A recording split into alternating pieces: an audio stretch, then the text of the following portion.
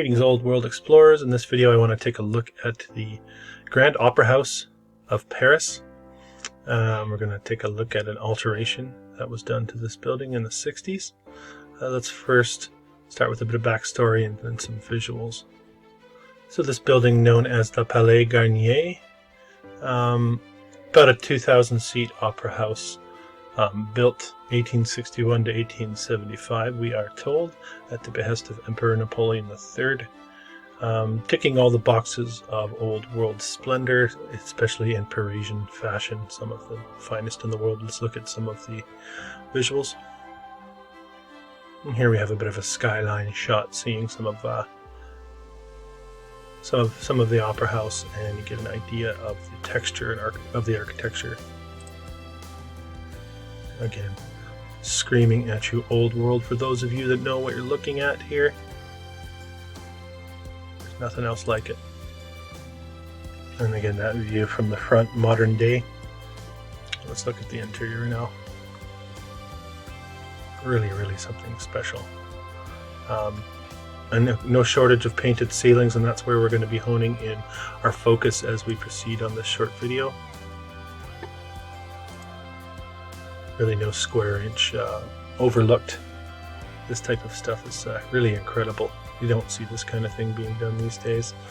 I don't even know if we would know where to begin on a lot of this stuff.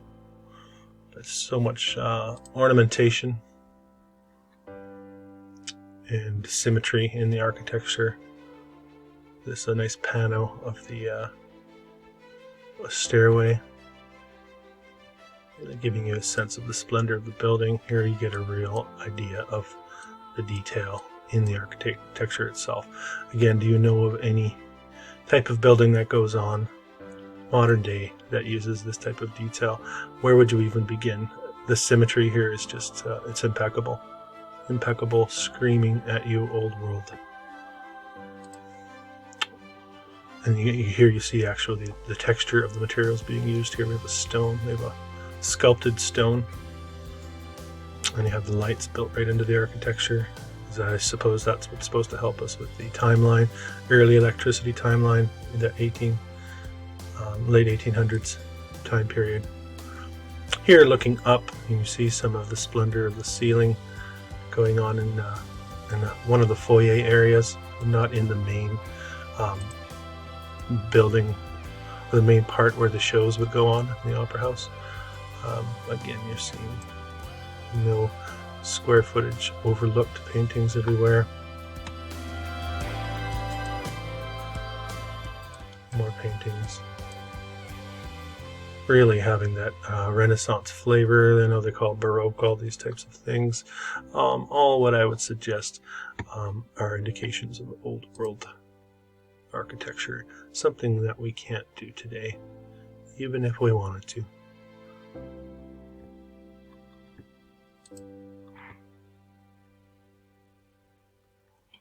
You really can see that in the ceiling there.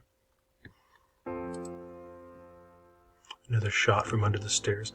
Even under the stairs, right? The part of a building that you typically don't do anything to. Right? So a whole different building philosophy, ornamentation, out of this world.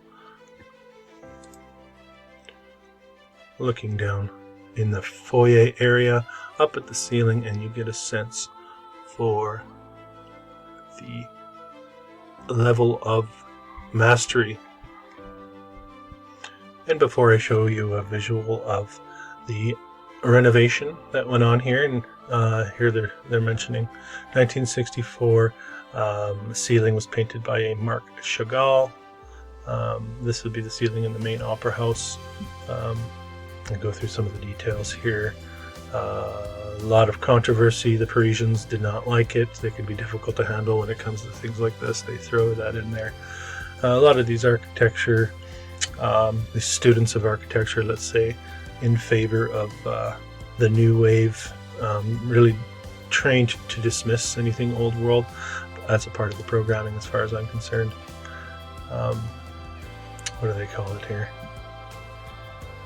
This is supposedly the original painter, Le Nouveau Classicism, or Chagall Surrealism. They're calling this surreal. Want to see how surreal this is? here you have your Chagall surrealism in all its splendor. 60s renovation. And I mean, what do you think? I'm going to tell you what I think. Do I need to tell you what I think after looking at the visuals we just saw? It's an absolute crime, honestly. I see this as a crime. This is something that you would see on a I don't know, 11-year-old's coloring book. This is absolutely ridiculous. What a travesty. Calling this and doing this in the name of art, of modernization.